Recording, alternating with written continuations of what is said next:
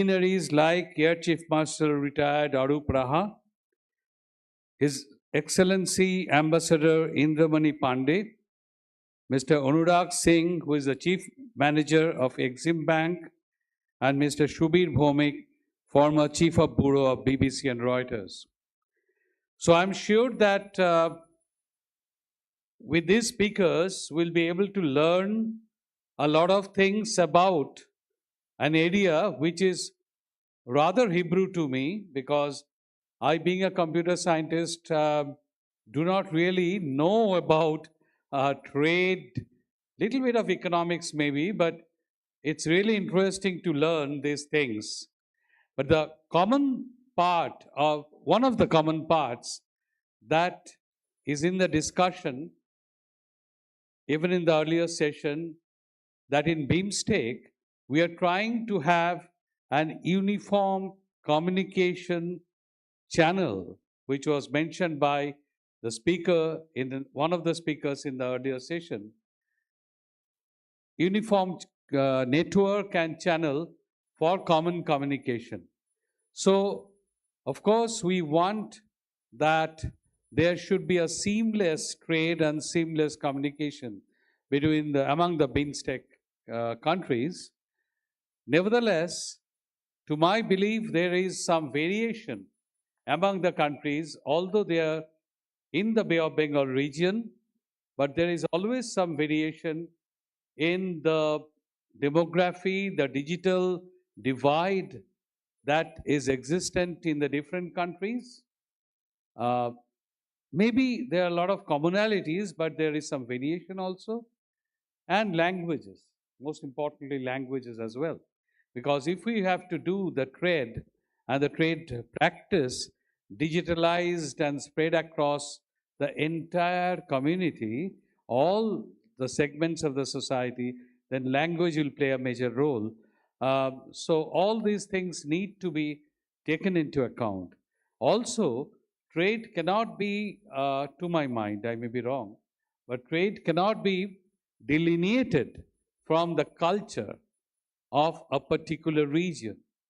That often affects the type of trade and the way in which we do the trade. And to my belief, trade also has got a component which I may term trade ethics. Now that may also vary. Therefore, establishing an all-pervading commonality, how far is that possible and how far should be flexible, should be an interesting point of discussion. I look forward to a very invigorating session with so many speakers. I won't take any further time from you. I welcome you all once again and thank you very much for illuminating and enriching this hall with your presence, with your expertise. Thank you very much.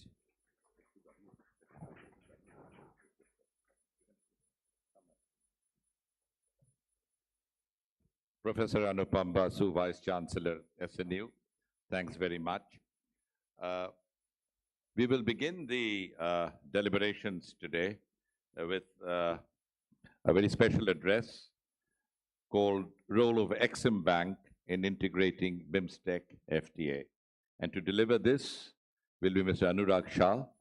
Anurag Singh, beg your pardon, Chief Manager, Exim Bank of India. He's currently based in Kolkata, where he's been involved in high-level trade and export-related initiatives. I would request our Vice Chancellor, sir, to kindly felicitate him, please.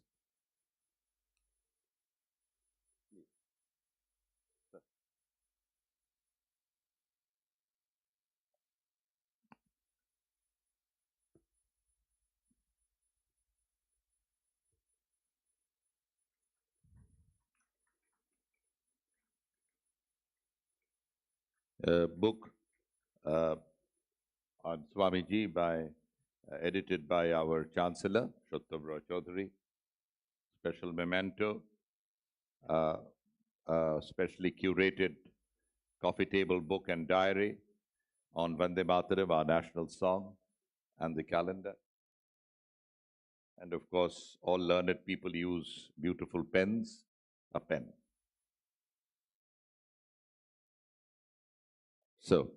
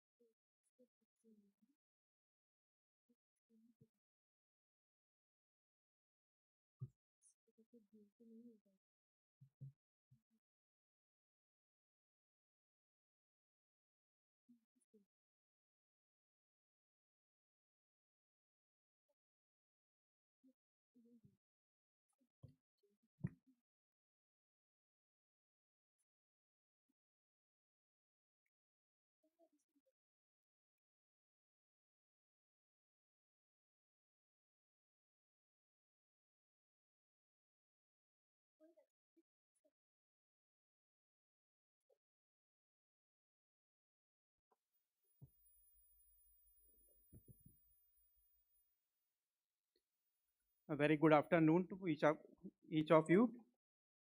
Chancellor Sir, Vice Chancellor Sir, Excellency, respected dignitaries, esteemed professors, and dear students. I am Anurag Singh. I am representing India Exim Bank from Kolkata Regional Office. I would, I would like to thank Sister Nivedita University for organizing this insightful conference. And I would like to take this opportunity to introduce and describe in brief the roles and objectives of India Exim Bank, that is Export-Import Bank of India. So India Exim Bank, Export-Import Bank of India, it is wholly owned by Government of India under the Ministry of Finance, and it was set up under an Act of Parliament in 1981. So our primary objective is to provide financial assistance to exporters and importers from India and for functioning as the principal financial institution for coordinating the working of institutions engaged in financing export and import of goods and services with a view to promote the country's international trade. Our vision, as you can see, it is globalization of Indian businesses and empowering growth of partner countries.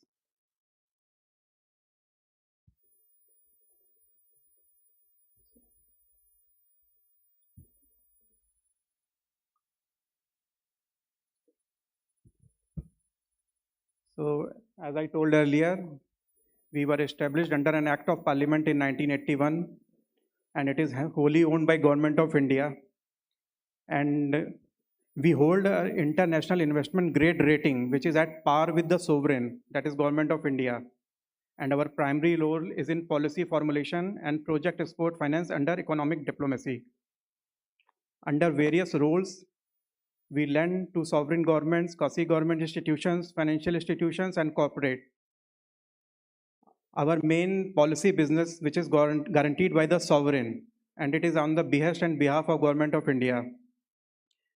In India, we have 12 domestic offices, including Kolkata, and 9 overseas offices, including Bangladesh, which is a BIMSTEC member. So this is our operational philosophy, how we promote, facilitate international trade by way of financing variety of financing programs, providing various value-added business advisory services, research and analysis.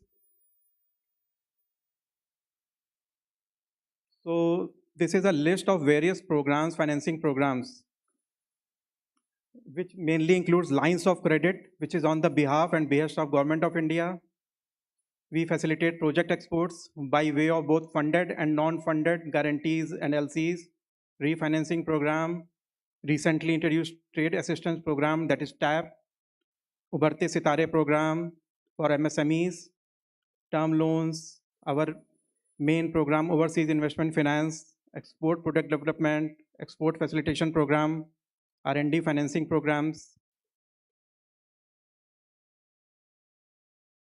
So this is a basic bifurcation of our business. Our primary is policy business, which is the business undertaken on behalf and behest of Government of India.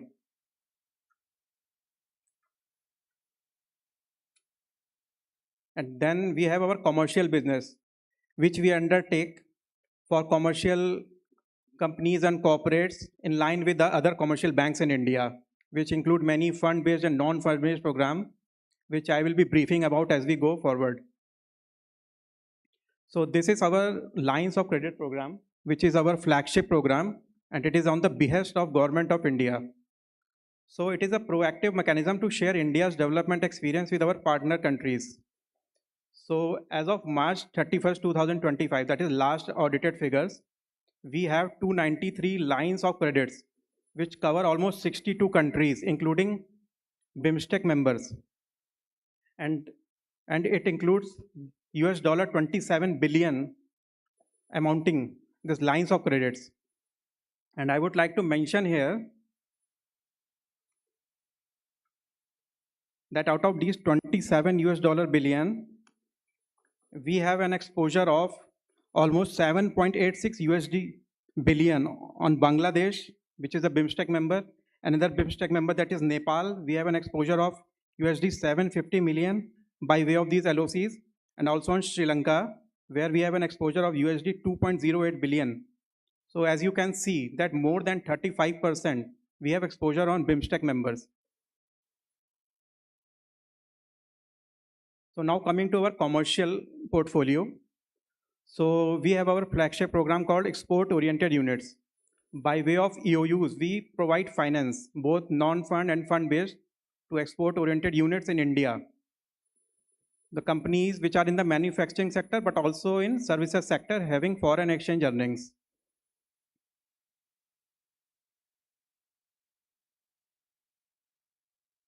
Then another commercial program is production equipment finance, import finance for the importers, where financing is extended to acquisition of equipment for projects under the production equipment finance program or under import finance program. So the purpose of financing here includes debottlenecking and import of plant and machineries.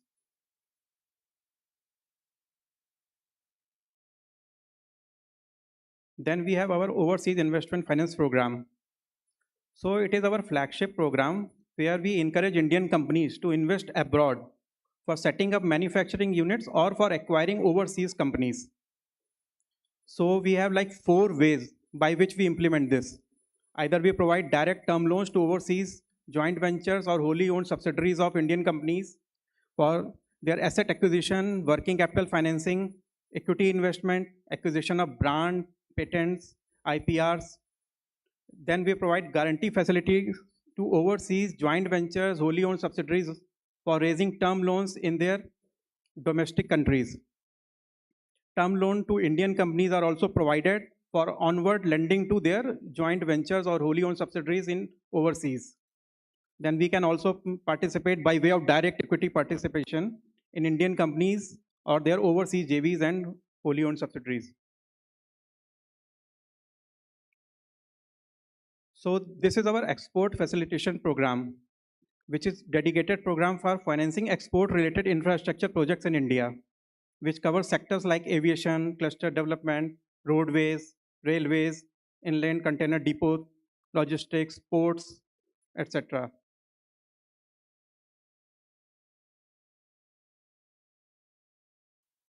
So we have some special and unique programs for MSMEs in the country. So under which we have Ubarte Sitare program. Then we have a trade assistance program. And recently we have launched a subsidiary in Gift City in Gujarat for providing factoring services for the MSMEs.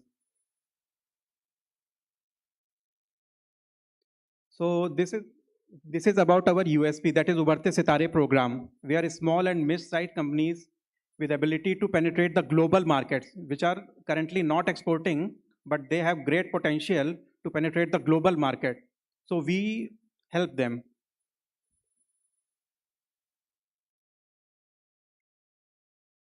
It is a broad structure about this program, where both by the way of debt and equity, we help these MSMEs under this program. So these are few examples under USP, this Ubarte Sitare program, where we have helped some Indian companies which have potential to grow into export giants in the future.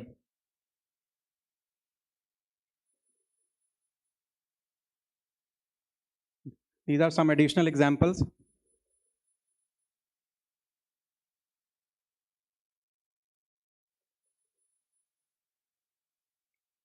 Then we have recently launched a trade assistance programs. Apart from capital expenditure financing, we are also looking forward to help the companies grow by way of trade assistance program. So under this, we provide credit enhancement to trade instruments, partial or full payment risk guarantees.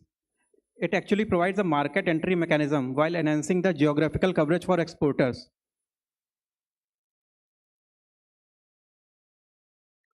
So these are a few details how we do this TAP, Trade Assistance Program. This is broadly covered in by way of 4 methodologies, like risk participation by providing standby letter of credits, by LC confirmation, negotiation, credit lines to overseas banks, and trade loans.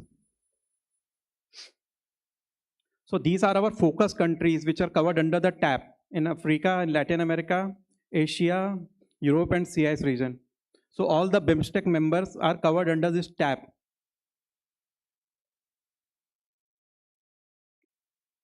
And recently we have started our factoring subsidiary, which is a wholly owned subsidiary in Gift City in Ahmedabad.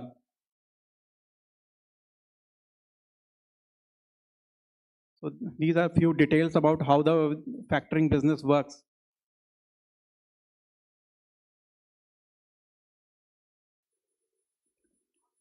Thank you to all of us for being such a attentive audience.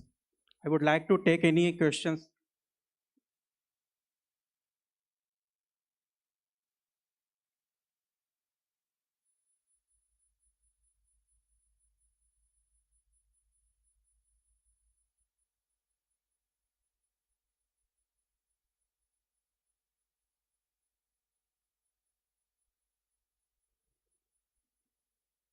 Mr. Anurag Singh, thank you very much.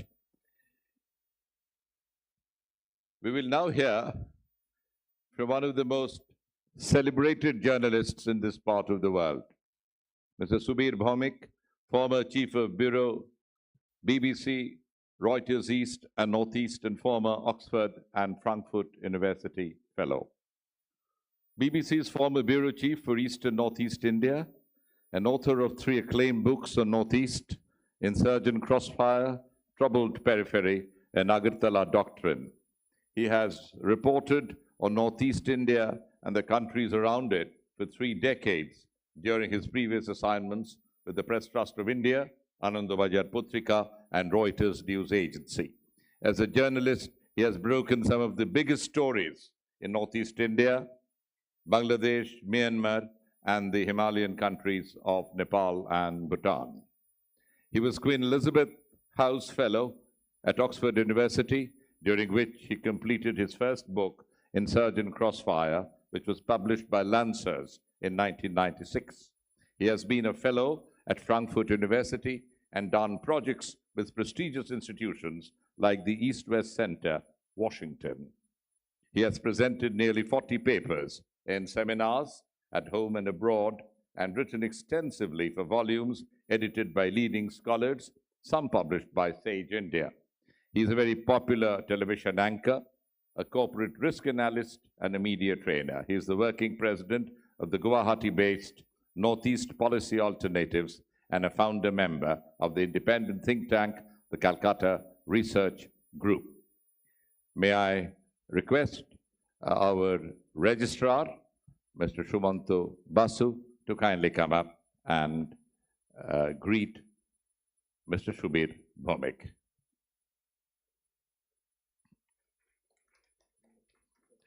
Shubir is a special guest here for this session.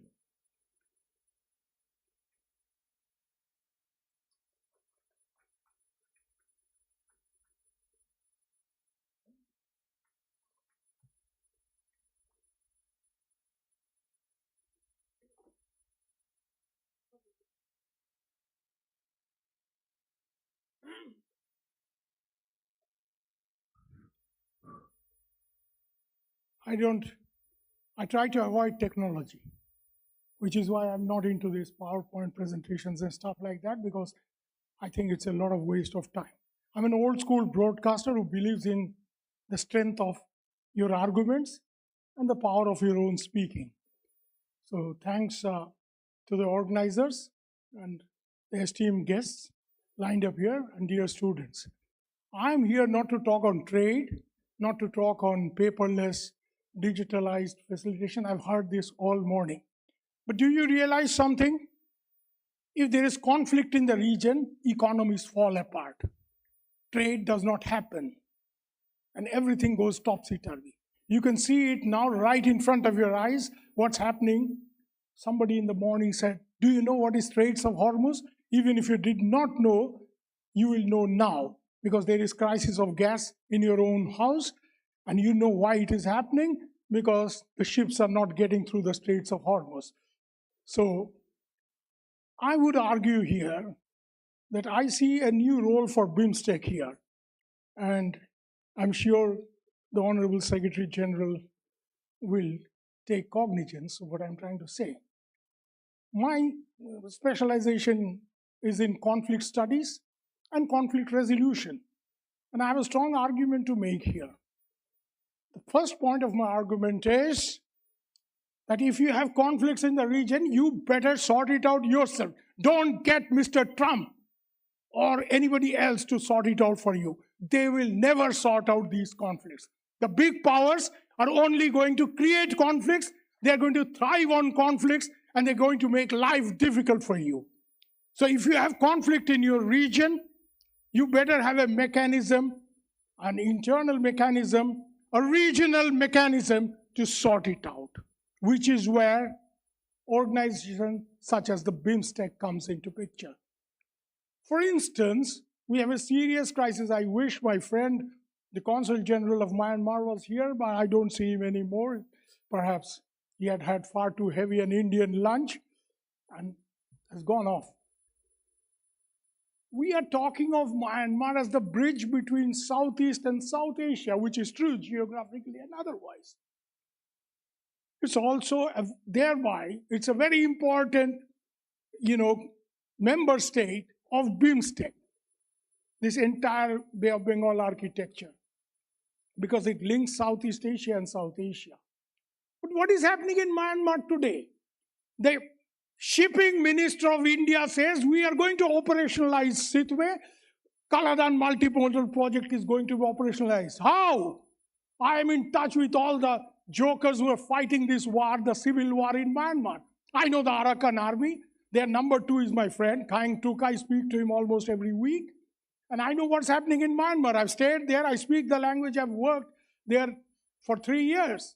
And at the moment, Myanmar is in the throes of a major civil war. At least 12 non-state actors, powerful rebel groups, they are fighting, and they have taken over large areas of Myanmar. These areas are under their control. It's no longer under the control of the Tatmadaw, which means the Myanmar army. You're talking of operationalizing Kaladan multimodal project. You will have to deal with 4 actors. If you try to send something from Calcutta to Sitwe port and then up the river Kaladan into Mizoram, do you know who all you have to deal with? You'll first deal with, obviously, the Burmese government because the port is still under their control. But the Arakan army is on the gateways of Sitwe today as I speak. They are on the outskirts of two villages. Heavy fighting is going on. Moment you go up the river, you will have to deal with the Arakan army. The road river junction, as envisaged in the Kaladan project, ends at Paletwa. I've been to Paletwa. Paletwa is today firmly in the control of the Arakan army. Further up you go on the road from Paletwa to Zorinpui, and I've traveled on this road, sir. That's under the control of the Chin rebel groups. How many people you are going to deal with? You're going to have to deal with 3-4 different rebel groups besides the government of Myanmar. Is it easy? You tell me which trader in India will like to send their goods through this corridor where they will have to deal with 3-4 different sets of actors who are each very powerful. And today the Arakan army is saying openly, they have already told the Bangladesh government, sir will know because his secretariat is in Bangladesh, you deal with us. You want to send back Rohingya refugees, you deal with us, not the Myanmar government. Myanmar government does not exist here anymore. The Myanmar government is in possession, active possession of only 3 townships out of 17 townships in the Rakhine province. Okay? Sitwe, Chokpyu, which is a China-funded deep sea port, and a small place called Manao. This is the situation in Myanmar, and our people in Delhi are saying, we will operationalize Kaladan multimodal project. How the hell? God knows. Secondly, so therefore, it is very important that this festering civil conflict, civil war type situation that persists in Myanmar, and believe me, neither China nor the Americans are going to sort it out. They're playing their games. Recently, you have read the newspapers, but this is something I've known for the last 2 years, that American and British mercenaries, ex-special forces officers, they have been coming here, and going and training Myanmar rebel groups. They've been training the Kachins, they've been training the Chin rebel groups, they've been training the Arakan army, especially in the use of drones, which is important for all these rebel groups to counter Burmese air power. They don't have air power. And therefore, they need these drones and anti-aircraft capabilities to handle Burmese air power. Not that the Burmese have a fantastic air power, but they have air power. They're bombing, these locations which are under rebel control. Point I'm trying to make here is that since India has a huge vested interest, we have huge interest in Shah Bahar. It's gone for a toss. Bombed to smithereens by the Israelis now.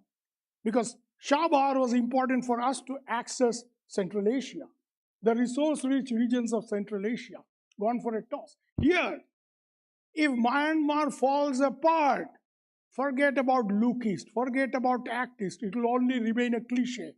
You can't do Look East without Myanmar being a stable entity, without Myanmar being in one piece. Therefore, countries here, like India, countries which are in the BIMSTEC, and which have no other designs on Myanmar except that we want friendship. We want Myanmar to be in one piece. It's in India's interest, it's in the interest of the region, that Myanmar as a territorial entity, as a national entity survives. And therefore, I think BIMSTEC has a role to play here. I will strongly suggest that not only in issues, because you see, the UN has fallen apart. The UN today is nothing. UN is only issuing statement. Antonio Guterres is just saying, Mr. Trump, please stop the war. Mr. Netanyahu, stop the war. Nobody listens. UN has gone for a toss. Okay? The other forces here, you can see, Western mercenaries coming here using our territory to get into Myanmar. They're trying to fuel the conflict. Okay? And we, of course, know what the Chinese do there. So it's in our interest. It's in the interest of the stability of our region. It's in the interest of our Act East policy, our Look East policy, that a multilateral effort is made to stabilize the situation in Myanmar. ASEAN tried, but ASEAN failed. ASEAN's 5-point consensus, which was supposed to be a basis for conflict resolution in Myanmar, has not worked for the very simple reason that there are countries in Myanmar which have countries in ASEAN with a long tradition of military rule. And therefore, the democracy groups, the rebel groups in Myanmar, they don't trust these countries like Indonesia or Thailand. It's long tradition of military rule, natural sympathy with the Burmese military junta. I think BIMSTEC can play a very effective role here, not only in setting up, and for all its worth, we have an icon like Gandhi, the apostle of peace. So why not a Gandhi peace mission under the aegis of BIMSTEC, which can play a role which ASEAN was trying to play and failed. United Nations have completely failed, because we won't be seen as suspect either by the Burmese government. We don't have any design. BIMSTEC is a friendly organization, a regional organization, no big players, no global equations, simple housekeeping, okay? This is our house, the next neighbor's house is on fire. It's in my interest, I got to douse the flames, right? So if Myanmar is in flames, it's bound to affect Northeast India, which is where I come from and I have several friends here like Jayanta Chaudhary. We have genuine concerns about the problem in Myanmar, because if that place is in turmoil, we're going to be affected. Make sure.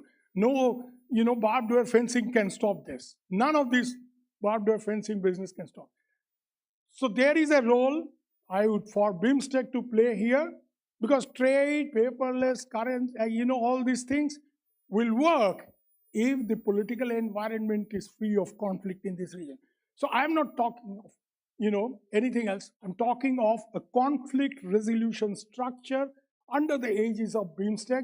Name it Gandhi Peace Mission, use Gandhi for whatever the name is worth. Also, there are bilateral problems which require solution, like the Rohingya refugee conflict. It's extremely important that Rohingyas, who today are like nobody's people in the no man's land, million in Bangladesh, many of them spilling over into India, going over and joining jihadi organizations. Now, do you realize something? Immediately after the recent Bangladesh elections, the Turkish head of state, Recep Erdogan, his son comes here with a Turkish footballer, and of all places in Bangladesh, he does not spend much time in Dhaka. He goes and visits the Rohingya refugee camp. Why? क्या वहाँ पे क्या रखा है? So, it's in our interest. It's in the interest of regional stability. It's in the interest of bilateral relations between Bangladesh and Myanmar, and also involves India, because the Rohingyas tend to spill over here. That the BIMSTEC can actually be a facilitator in dialogues that helps settle this refugee problem. So what I'm arguing is, I'm making three arguments here. And it's based on three premises. The first premise is, keep the big powers out. It's in the interest of our region, keep the big guns out. Keep all those guys out, who go and destroy an island full of oil just for the sake of fun. Okay, you know who I try to aiming at. Keep these guys out of the region. That's number one. Number two, conflict or resolution of conflict is the most important thing if you want your economies to go, if you want your trades to develop, if you want business to go ahead as normal. And the third premise is that the initiative for resolving these issues must come from the region and from actors who are not seen, who have credibility with all the stakeholders. So if BIMSTEC gets into this process, I'm fairly sure that the Burmese central government, junta, now there has been an election, whoever it is, and also these different ethnic rebel groups who are fighting, the Burmese government. I mean, the situation is so serious. The Kachin state, for instance, a place I know because I've gone into that area several times on foot, meeting our own rebels and also the Kachins. I know them very well. I knew, people like the Kachin famous leader Maran Brangsen. I've interviewed him personally. The Kachins have a guerrilla force of 8,000. When they say Brigade 1, Brigade 2, it's fact. It's not like our rebel groups in Northeast who become, Major General Paresh Barua and all that nonsense. They don't have the strength of more than 300-400. But the Kachins really have brigades. So 8,000 guerrillas under arms. They have taken over an area of Kachin state, which has some of the biggest resources of rare earth. This rare earth is so important for all industries today. This rare earth supply chain is controlled by China, which is why when Trump tried to finger China, China said, we'll stop export of rare earth. And Elon Musk went mad because how is he going to produce electric vehicles in his Tesla company? So the fight between Musk and Trump owes to this, okay? It's for no other reason. You understand? धंधे में गड़बड़ हो गया, इसलिए लड़ाई हो रहा है. The point here that I'm trying to make is keep these guys out. I think BIMSTEC is uniquely suited because to resolve some of these issues. One set of issues are internal. The fighting is inside Myanmar. So you set up something like a peace mission. If the ASEAN can go and try to sort out the Burmese civil war, BIMSTEC jolly well can. And BIMSTEC will have more credibility because the Burmese military junta as well as the rebel groups, because BIMSTEC has never been involved. So they won't be seen as people with vested interests for resolving the civil war. Also for resolving a pernicious bilateral issue like the Rohingya crisis, which has other implications, which is why you will find that Pakistan has this terror organization, Lashkar-e-Taiba, and they have a humanitarian arm called Falai-e-Insaniyat. Their people are going and working in the Rohingya rebel camp. Rohingya jihadis have gone as far as Chechnya, as far as Bosnia to fight because they are nobody's people in no man's land. They have been recruited by global jihadi organizations and they've gone and fought elsewhere. So this problem needs resolution because if it's not resolved, you will have spillover effect. So here I'll make this pitch that BIMSTEC is doing great work and maybe not much of it is publicized, but we are aware of what BIMSTEC has been doing on the trade front, on the development front, on all these other fronts. But it's time that if you want to secure all this, the trade, the economic growth, the economic integration process, how can there be economic integration in a region if it is driven by political conflicts, serious conflicts? So, and I've given you specific examples. Your regional projects of connectivity will not work if you have 3-4 different rebel groups, 3-4 different set of people standing there with guns, everybody demanding their own toll tax. So I will end here by saying that it's time for BIMSTEC to see, to consider setting up a conflict resolution structure with whatever nomenclature that may be used for reasons that I have elaborated. Thank you very much.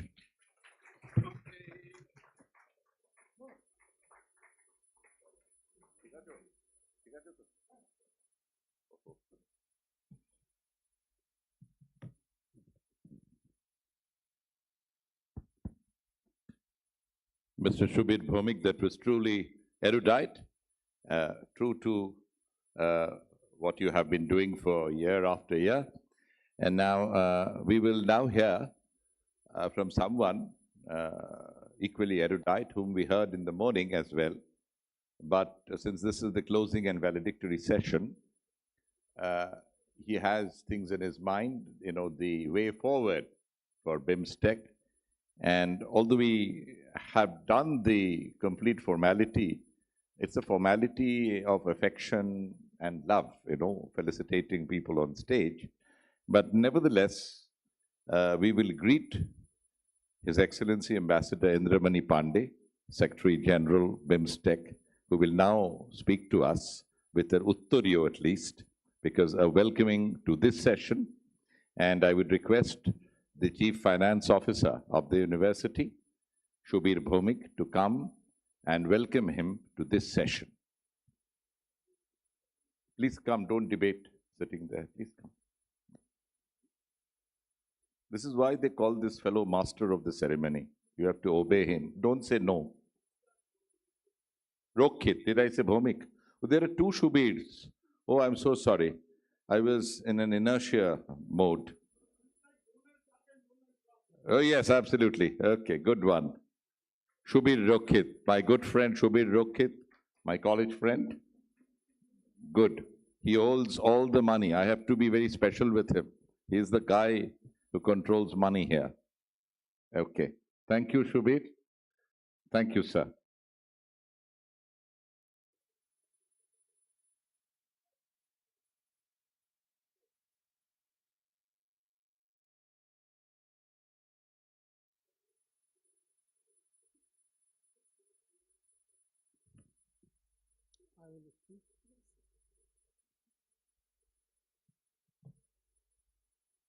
Good afternoon. Good afternoon. I'm doing mic testing for. Is it okay?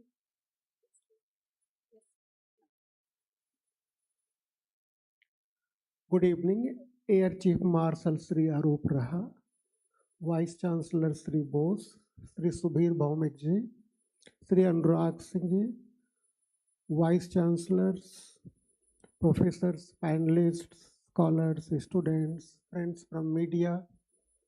A very good afternoon to you all. I would like to begin by commending SNU for organizing today's conference. All the panel discussions which I have had the pleasure to listen to were very meaningful and focused.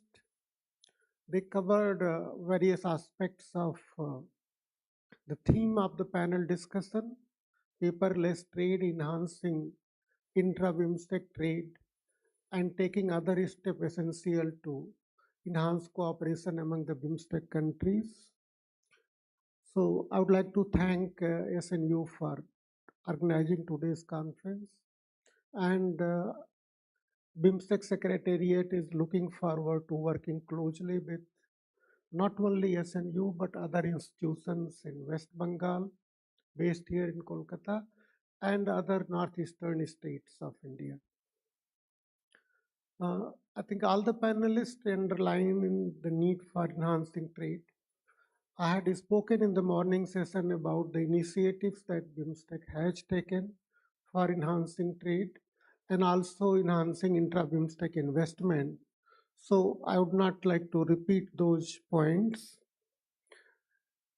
I also spoke at length about BIMSTEC, its vision, its charter, its organizational structure, the comprehensive agenda that we have, the institutions that we have created, the centers that we have established. I would just like to add that while in the morning I told you about 2 centers that we have, but we have proposals to establish 8 more centers of excellence, 4 offered by India: Center of Excellence in Agriculture, Center of Excellence in Maritime Transport Cooperation, Center of Excellence in Disaster Management, and Center of Excellence in Traditional Medicine. Thailand has proposed a Center of Excellence in Public Health and Public Audit Institutions. Similarly, Bangladesh has proposed to create a Center of Excellence for Skill Development. Nepal has proposed to create a Center of Excellence for Culture and Tourism Cooperation. So we have a number of proposals where member states are in the process of approving their concept notes and memoranda of association. So we are moving forward. Let me briefly cover here the cooperation in security sector, because our agenda is not only focused on developmental cooperation, but also it covers those aspects of security which are of transnational in nature. In the morning, I had listed out 4 areas: counter-terrorism and drug trafficking, maritime security, cyber security, and human security, basically focused on preventing human trafficking. In maritime security, we are focused on enhancing maritime domain awareness among our member states. We have already negotiated the protocols that member states should follow when their maritime law enforcement agencies will be working together.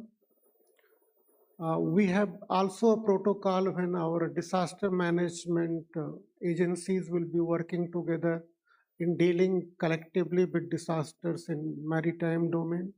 So in all the four areas of security cooperation, we have made progress. And since India is the lead member state, uh, a number of challenges which India faces as well as our other member states face, they are being dealt with under various mechanisms that we have.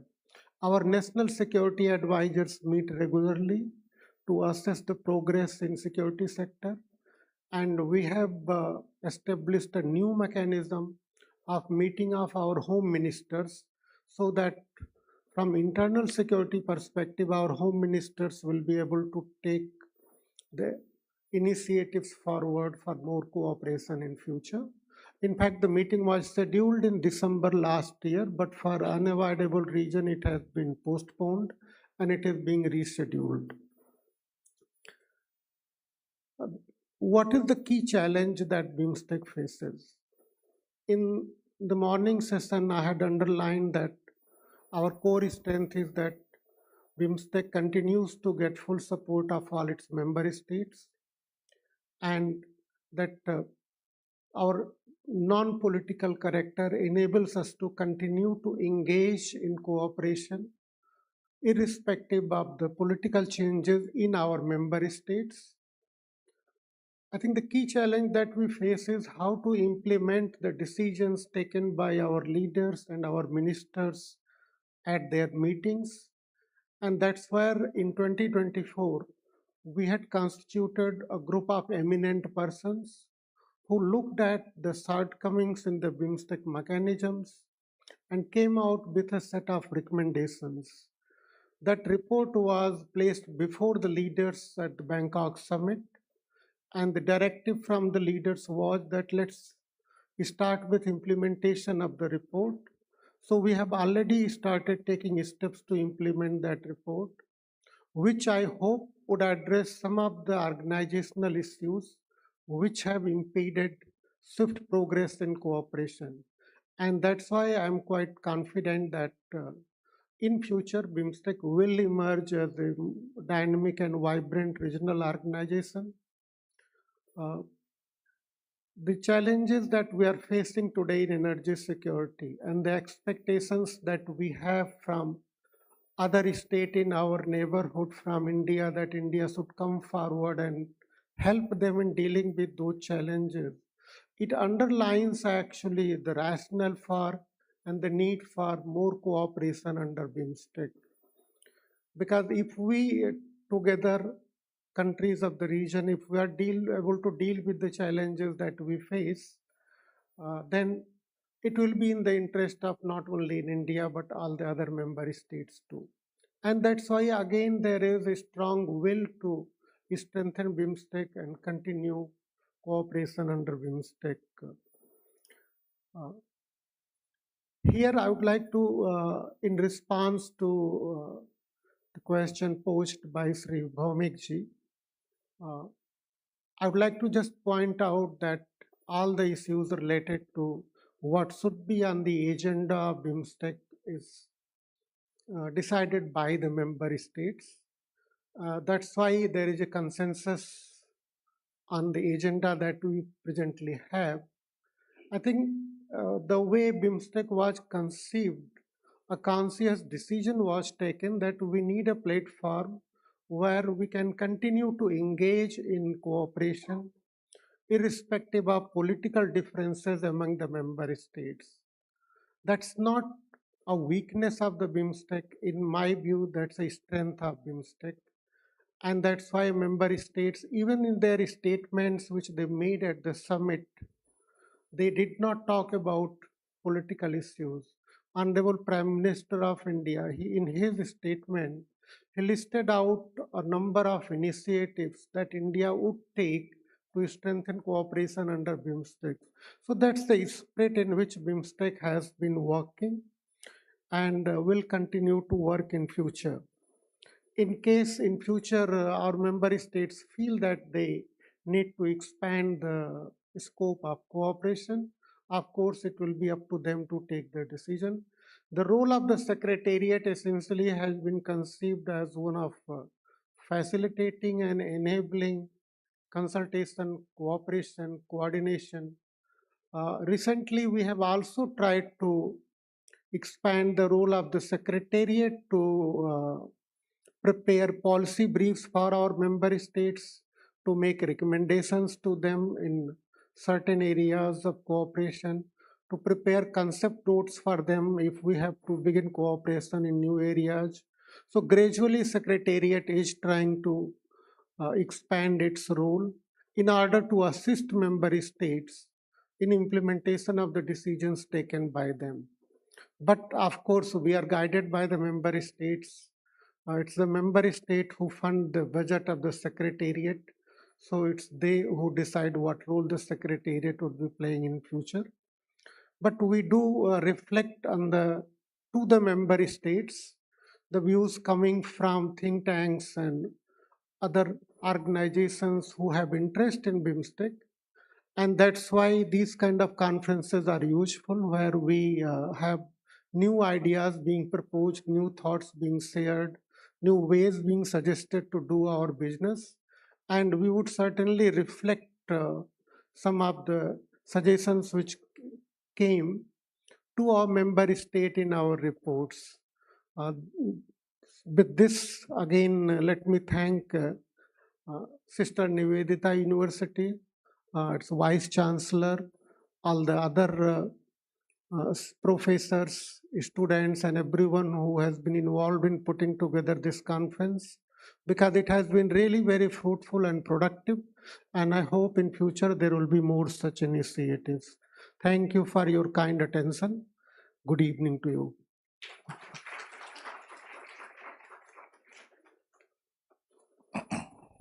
Ambassador Indramani Pandey, thank you very much for your insights and your very erudite thoughts that you shared with us right now. We will now hear from the chief guest of the valedictory session, none other than Air Chief Marshal Arup Raha, Param Vishesh Seva Medal, Ati Vishesh Seva Medal, Vayu Sena Medal. Air Marshal Raha served as the 21st Chief of Air Staff of India.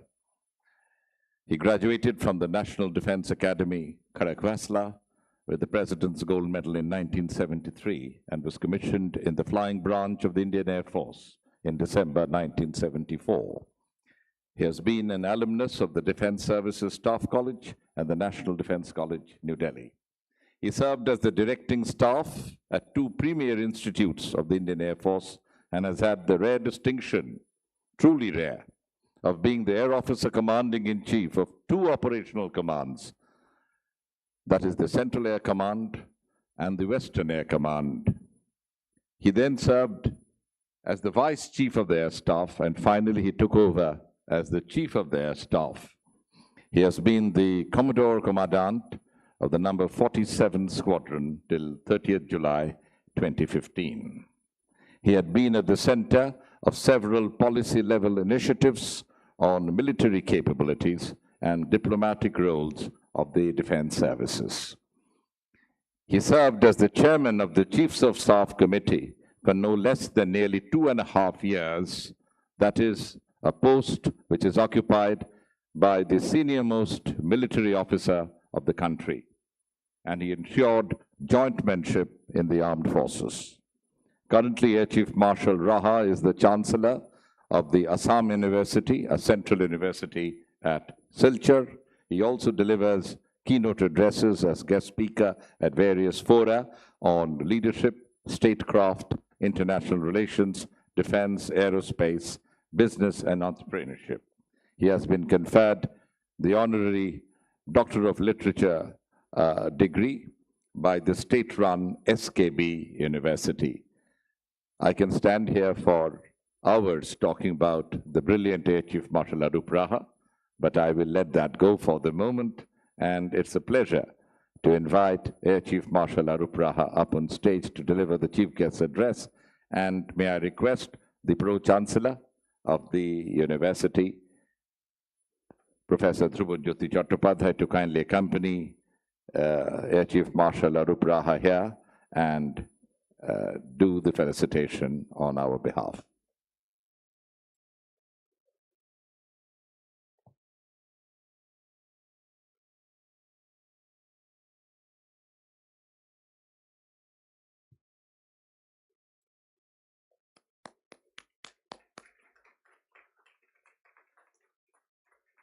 Uttorio, the memento for the day, the pen, and a book on Netaji. This is, of course, edited by our Chancellor, Shishottam Roy Chaudhary, Netaji, the only soldier statesman of the country.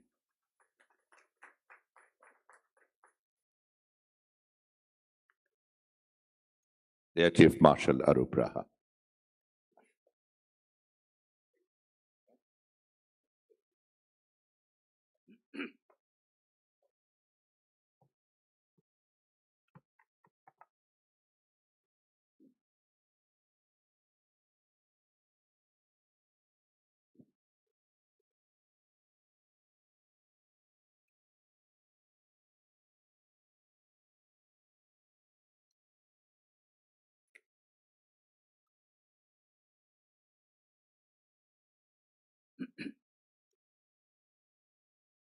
Good afternoon, ladies and gentlemen.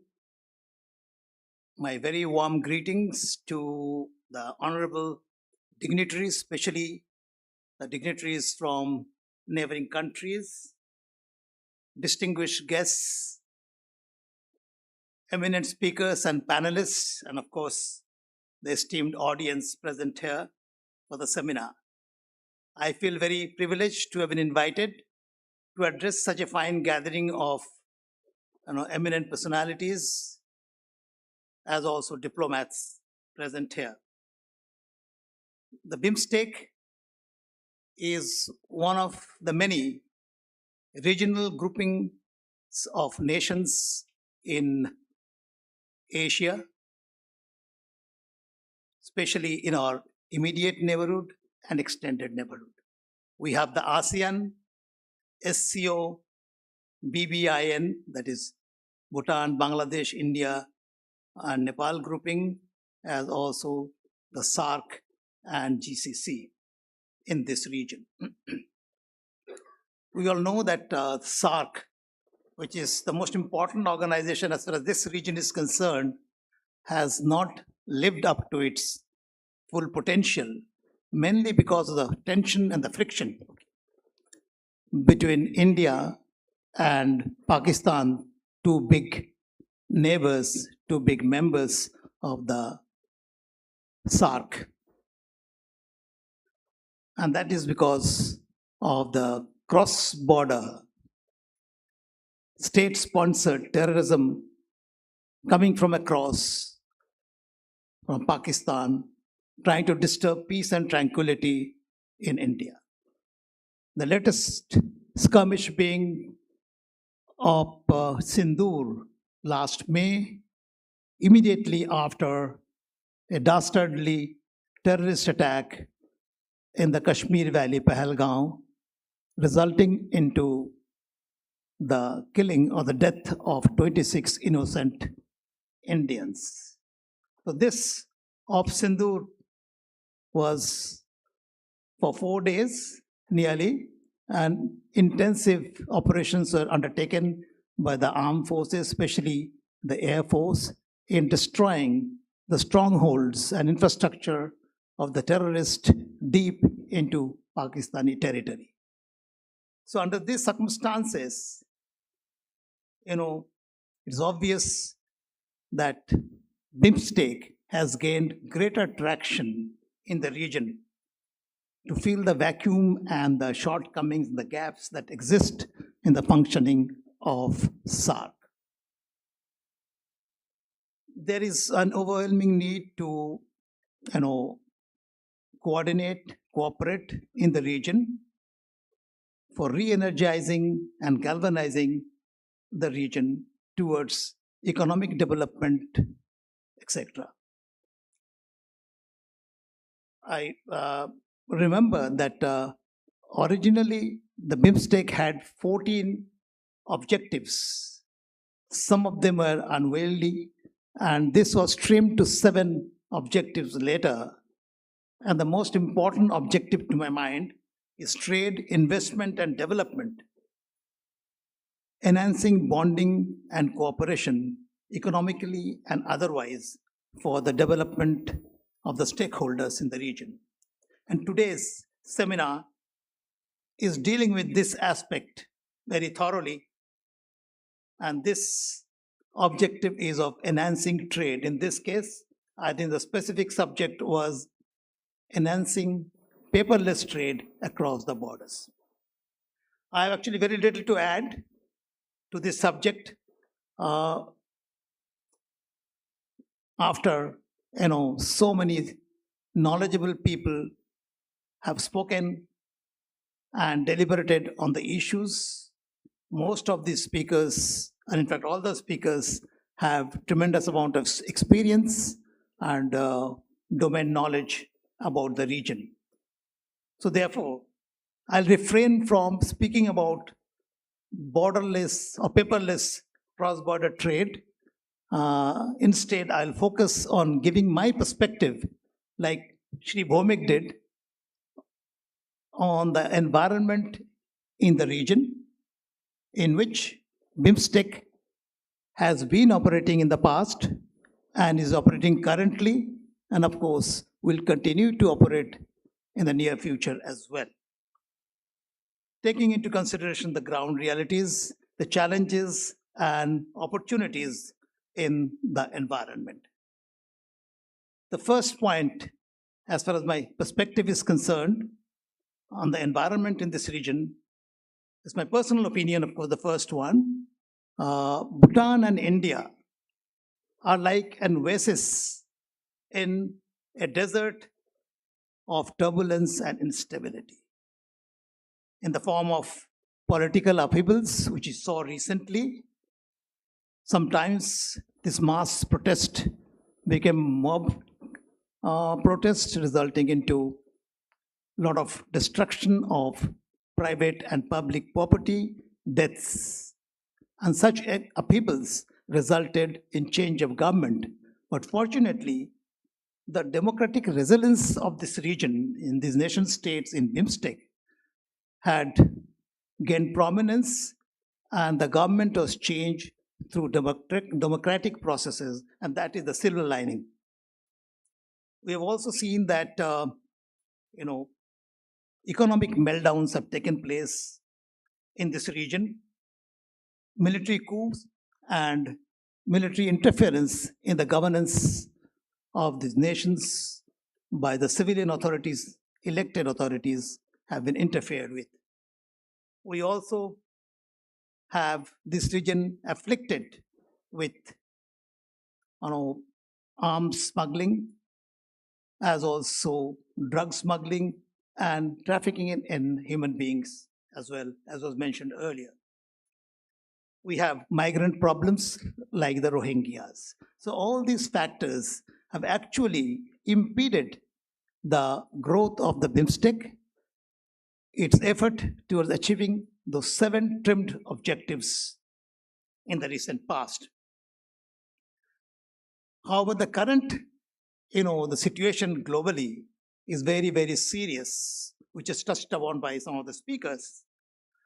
The war in the Gulf, incessant air attacks, destruction of infrastructure, properties, etc., has resulted in vitiation of the atmosphere.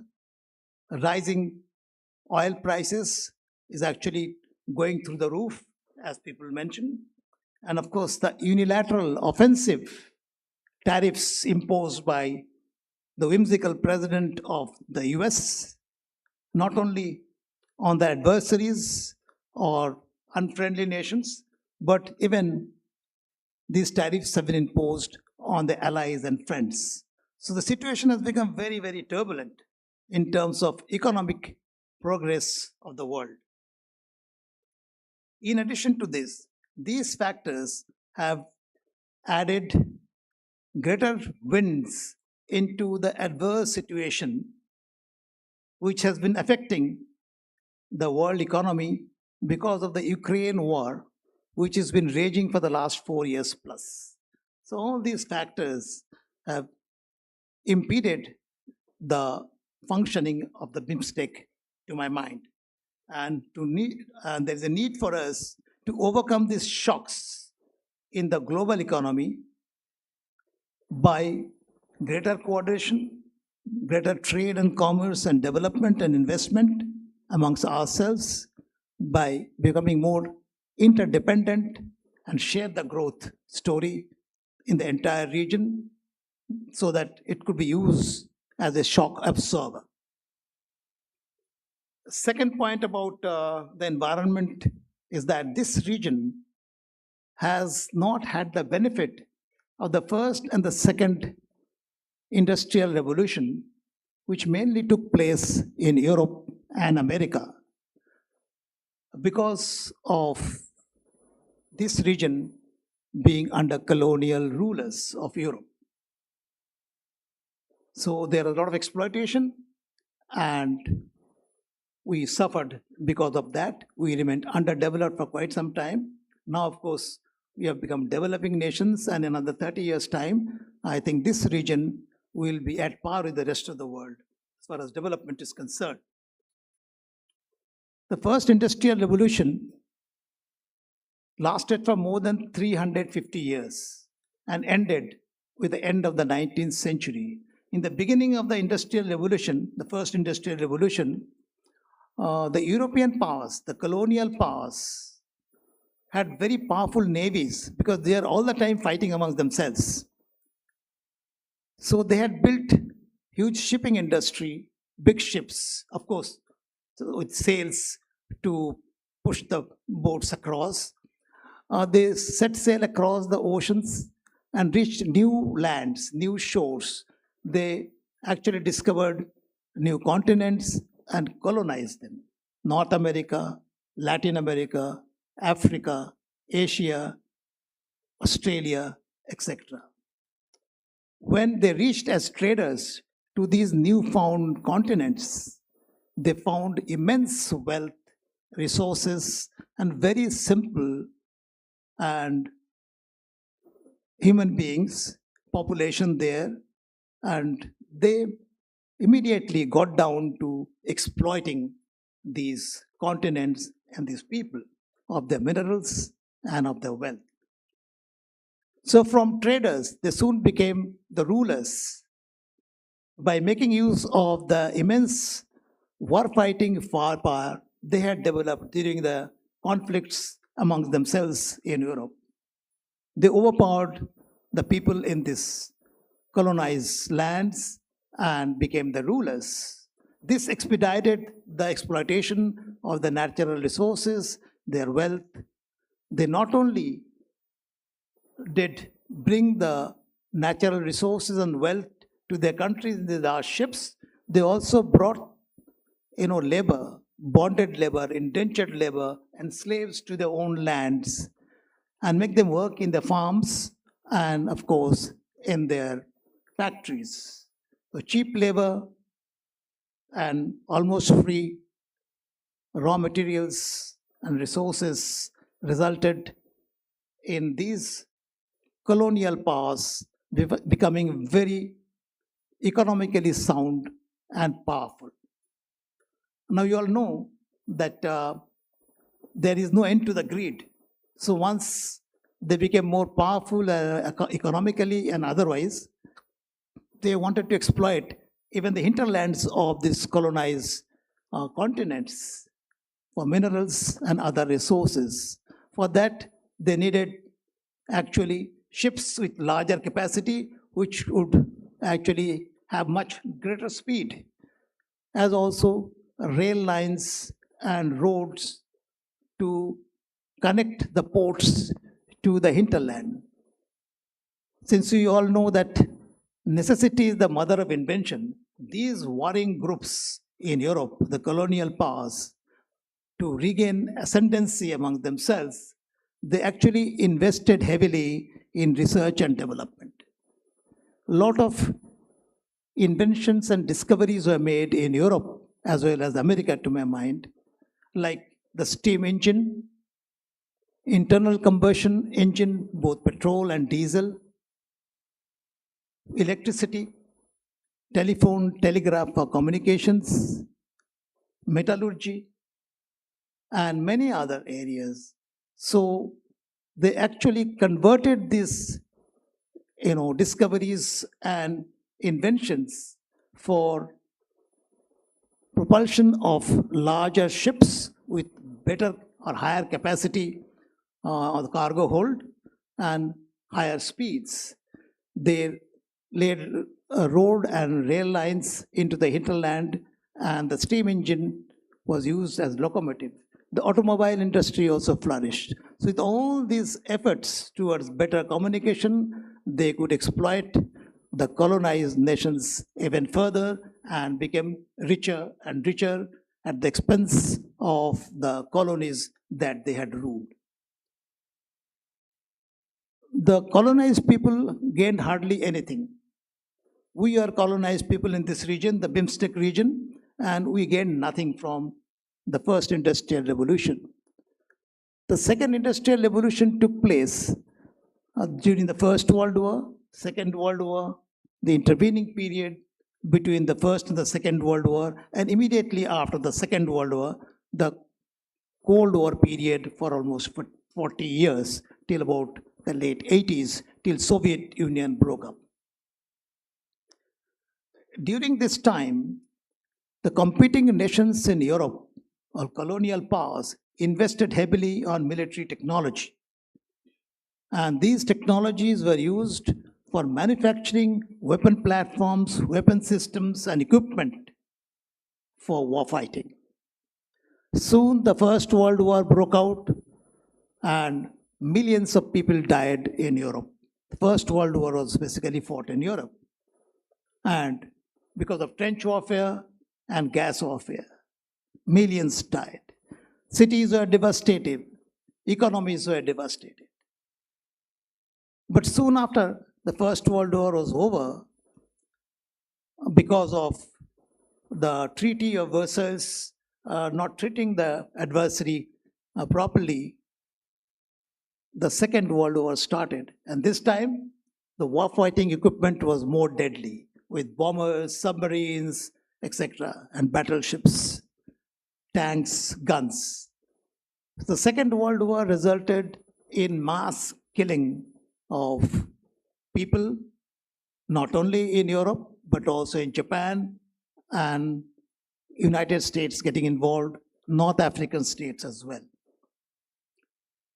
At the end of the war, the entire Europe and Japan lay devastated.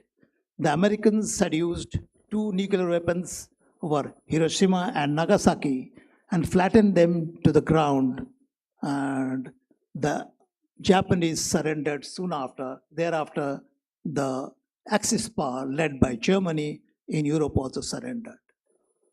These devastated nations had only technology related to military technologies. But these are dual-use technologies which they used for rebuilding their nation by applying them for civilian products and services. The monies, they had no monies. Where did the money come from? The money came from the Americans. The American military-industrial complex had grown so huge, and they were manufacturing, war-fighting equipment and weapon systems in lakhs. And they had exported most of this equipment to the allies involved in this warfare.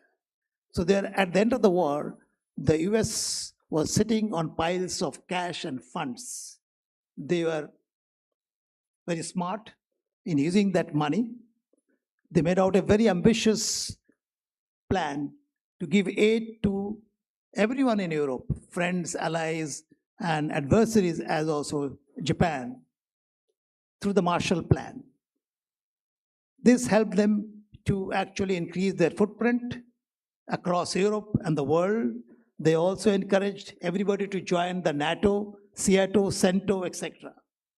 And this is how the European nations who were flattened to the ground by the end of the war rose from the ashes like the phoenix, and they became very powerful nations in terms of economy and development. What did we gain?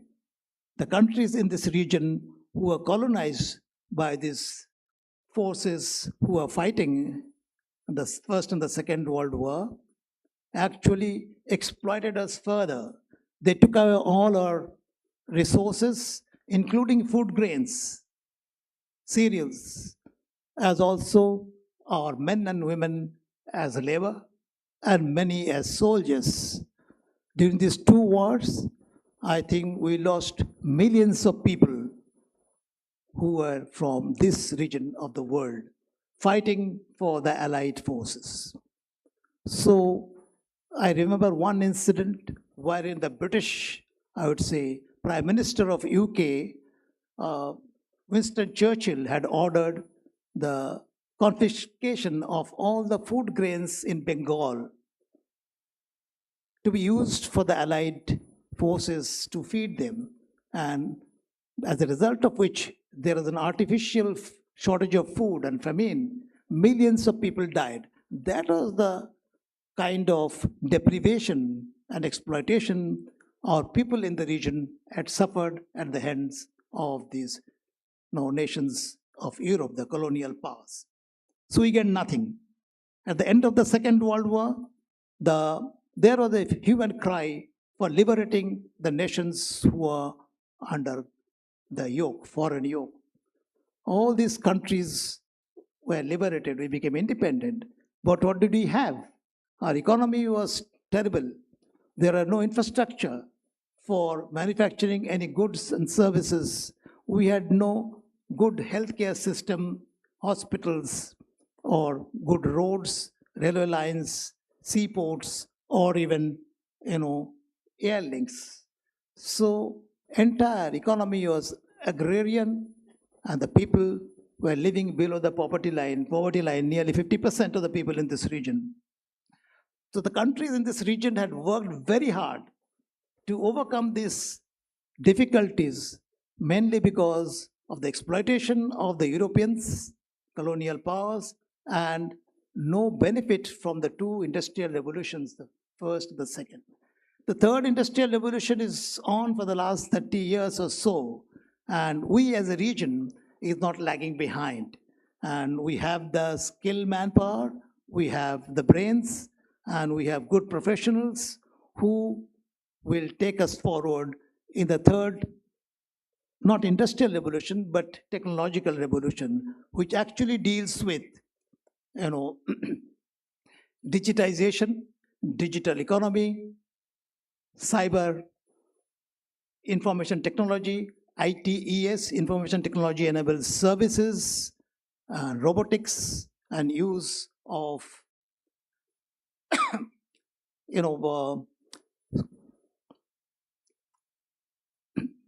space, as well as the materials which give us the ability to manufacture microchips, chips, semiconductors, superconductors, etc. We are not lagging behind, and I'm sure we'll be in the forefront as a region in getting the benefits of the third revolution, industrial revolution. Let me say something about the strengths of this region. First of all, we have a huge population, one of the most populous region in the world. A lot of people in our population are very young, and if we can feed them, clothe them, give them shelter, as well as if we can, give them good education, give them skill sets and jobs, this overpopulous region will be booming in industry, in economic activity, improving the standard of living and quality of life. It will be a boon. But if we cannot do this, then it will become a bane, because the restless young generation without jobs, without nothing to do, if not productive, will result into disruptions in the society, which we noticed in some of the nations in the neighborhood. Second is that we have a very fertile region, fertile lands, which are irrigated by large rivers, huge sources of fresh water, reservoirs, etc. We have mountains, we have forests, and a lot of natural resources. So we also have beautiful weather, climatic conditions which allow growing 2 crops at least from the same piece of land every year. Therefore, we have enough food to feed our people as also surplus to help others who are short of food. We also have immense natural resources in terms of the maritime domain, the Bay of Bengal, the Indian Ocean. The resources are tremendous, and we need to exploit those for the common benefit of everyone in the region. Will the BIMSTEC succeed? My feeling is that it will succeed. Let's take the example of European Union. They are warring for centuries. They fought the First and the Second World Wars. The economies are devastated. They rebuilt their economies very quickly. And finally, they actually gave up old rivalries and forged the economic union, that is the European Union, in which the economic policies are, synchronized, common, a common currency, as also movement of goods, men, labor, industry, technology. This resulted in European Union becoming a very powerful bloc in the world, an economic as well as political bloc. So today they are flourishing. Similarly, I think BIMSTEC will also succeed if we can, have greater cooperation in trade, commerce, investment, development activities, connectivity, as also cultural, exchanges, people-to-people contact. I'm sure BIMSTEC will succeed as much as the European Union has. To conclude, I just mentioned an ideal action plan. I'll just suggest based on the objectives of the BIMSTEC. Firstly, I think we need to work and concentrate on a blue economy that is focusing on the sea, the Bay of Bengal, and the Indian Ocean. We must work vigorously to establish world standard of ports and shipping facility infrastructure in this region. We must improve the connectivity through rail, road, air links, sea links, ports, etc. So that is very much possible. We must have a common power grid so that surplus power nations can put the power into this grid, and the deficient surplus power deficient nations will be able to draw this power, thus help the growth of our economies and development. We also need to work on green energy because we have plenty of renewables in this part of the world, and this will result in our not being dependent on the oil economy, which suffers shocks every few years. Security cooperation was being mentioned. I remember Secretary of BIMSTEC. It is not only physical security or security of our borders, sovereignty of our borders, land borders, maritime boundaries, or aerospace frontiers, but we require security of information, cyber security, and medical security, financial security, healthcare, education security, and all types of security that, if not ensured, will compromise us.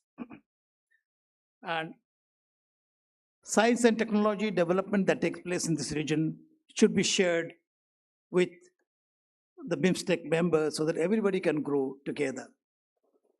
And lastly, of course, we need to have an enhanced, free trade agreement, like the measures that you've spoken about today in terms of the paperless cross-border trade. I'm sure this seminar has seen a lot of ideas, and I'm sure the stakeholders will have a lot of takeaways from this seminar.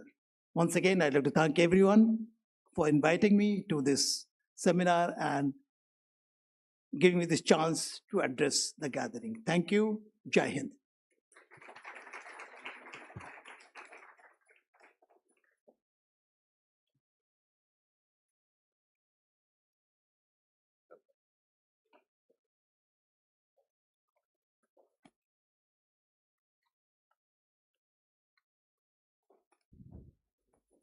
Air Chief Marshal Arup Raha. Thank you very much, Chief Guest Sir, for such a thoughtful address. There's a lot to think about, carry home, mull on it, and take lessons forward. We have reached, friends, to the close of this very illuminating set of discussions right from the morning. And it's time to say thank you to all of you, and to do the honors, I would request the Pro Vice Chancellor, Academics of Sister Nivedita University, Professor Muthumita Guha-Majumdar, to kindly come up and propose a formal vote of thanks, after which all the dignitaries present here will come up here for a group photograph together.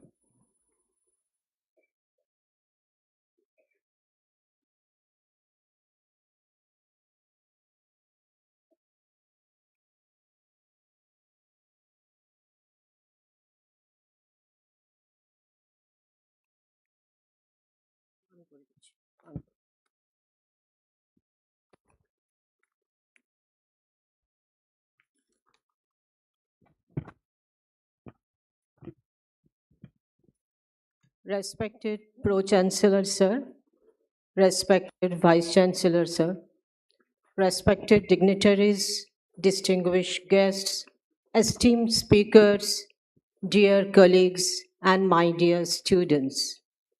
On behalf of Sister Nivedita University, it's my profound honor to deliver the vote of thanks at the conclusion of this remarkable international conference on Relooking BIMSTEC 2025, Facilitating Cross-Border Paperless Trade.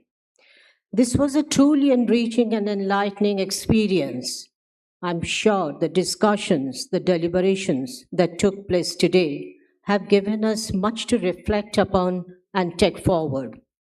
As citizens and academicians, this experience has profoundly strengthened our engagement with global affairs and deepened our understanding of our collective potential, both as individuals and as nations within South Asia and Southeast Asia.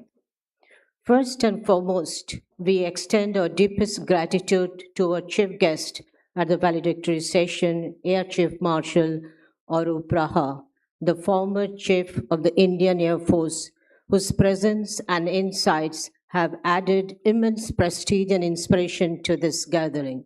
Sir, your scholarly in-depth insights and strategic perspectives will guide our ambitions as we move from dialogue to action. A profound thanks to His Excellency Ambassador Indramoni Pandey, Secretary General BIMSTEC, for his gracious support in organizing this important event. We are especially honored by his presence with us throughout the day and his role as chief guest at the inaugural session despite his demanding schedule. We sincerely thank our guest of honor, Mr. Abhijit Chakraborty, and the Indian Council of World Affairs for their ongoing support in advancing policy dialogue and creating valuable opportunities for engagement and learning. We would like to express our gratitude to all our distinguished speakers and panelists whose contributions have significantly enriched today's deliberations with depth, rigor, and practical perspectives.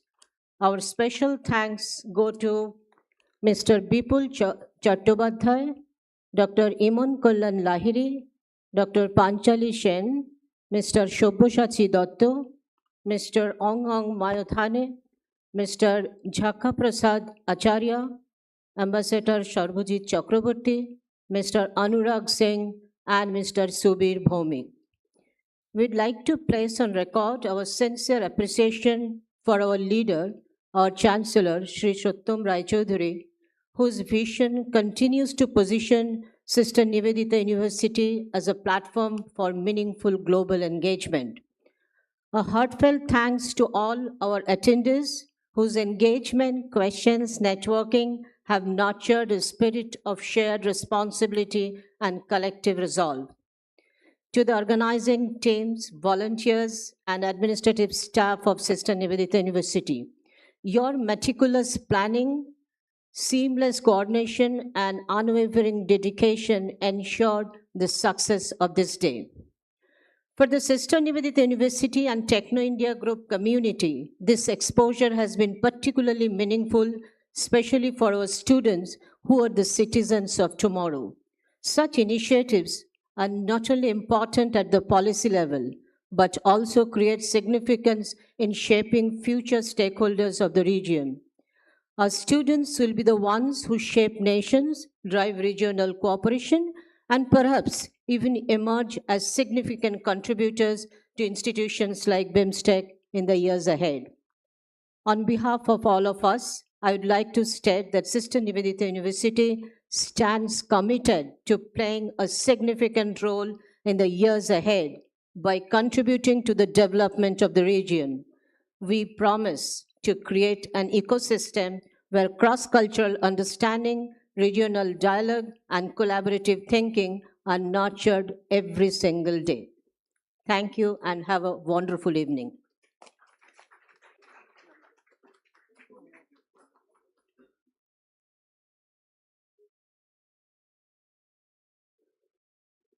May I request all the dignitaries to come up here for a group photograph, please? Please. I would also request General Roy to come up here, General Jonathan Aran Chaudhary, General Mukherjee, Brigadier Sir, all of you who had graced us by their presence. Please come up here for a group photograph.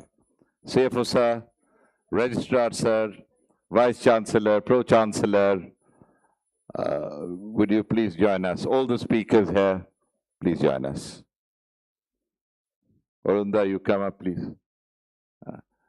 You come up here.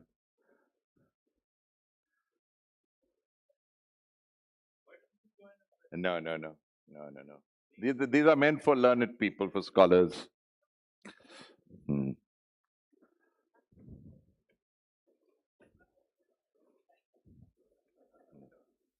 Very nice.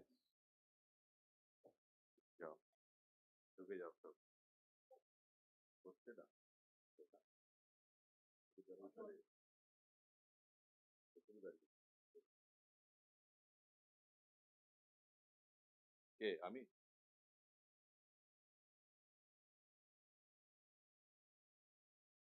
Ondrila, will you come up? Ondrila has to come up. Ondrila, please come up.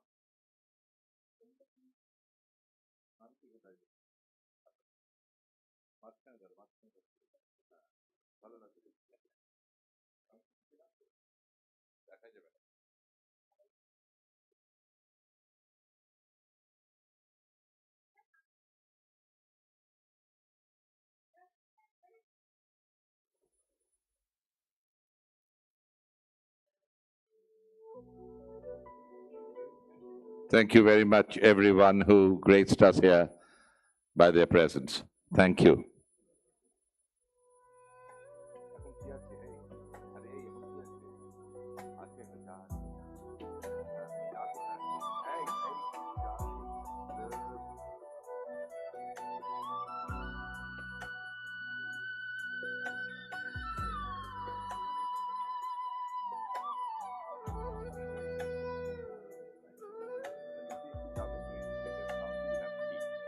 So, the dignitaries will now move to the guest lounge downstairs.